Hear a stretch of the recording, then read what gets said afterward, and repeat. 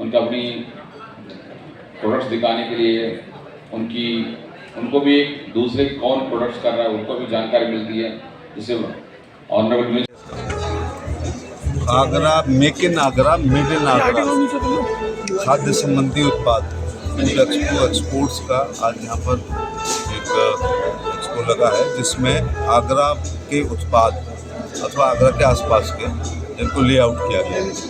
Local MP होने के बावजूद मुझे भी बहुत कई प्रोडक्ट्स के बारे में ज्ञान प्राप्त हुआ है, जिनका मैं नाम सुना करता था अथवा जिनको घर में उपयोग किया जाता था, लेकिन पता नहीं था कि आगरा के ही निर्मित हैं।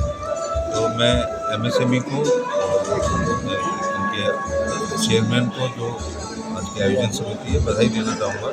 एक छत के नीचे आगरा के बेहतरीन खाद्य संबंधी उत्पाद, चाहे वो मसाले हो या स्वीट्स का हो या दूध पनीर चीज़ के हो या ऑयल आदि आदि आदि आदि विभिन्न चीज़ें, नमकीन हो, मिठाई हो, चॉकलेट्स के बारे में बहुत शानदार उत्पाद हमारे। तो मैं कामना करता हूँ भारत सरकार के अधिकारी भी हैं, 3 दिन में कई नीति निर्धारक लोग आएंगे जो उनके वेलफेयर के लिए कुछ नियमों में परिवर्तन करेंगे और अब देश की खुशहाली का रास्ता खाली खेत खलिहान से ले जाता है, अब देश की खुशहाली का रास्ता MSME को ले जाता है। सर, लगता है ऑर्गेनिक फार्मिंग पे हमें जोर देना चाहिए। लगातार लोग अपने स्वास्थ्य के लिए बहुत जागरूक हैं, तो हमें नेचुरल फार्मिंग कि ऑर्गेनिक की जगह आप भी प्राकृतिक खेती को ज़्यादा ध्यान दें। ऑर्गेनिक के है, लेकिन कुछ राज्यों के अनुभव, कुछ देशों के अनुभव है कि तो नेचुरल खेती लोगों को मैं कहूँगा ड्रिप इरीगेशन, किसान अपनी आय को दोगुना करना चाहता है।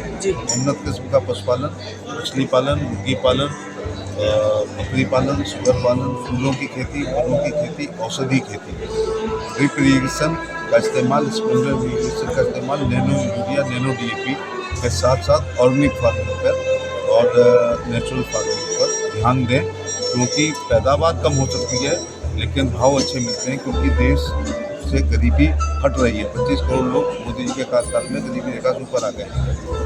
हेल्थ इज वेल्थ लोग सोचने लगे हैं। अब वो इफ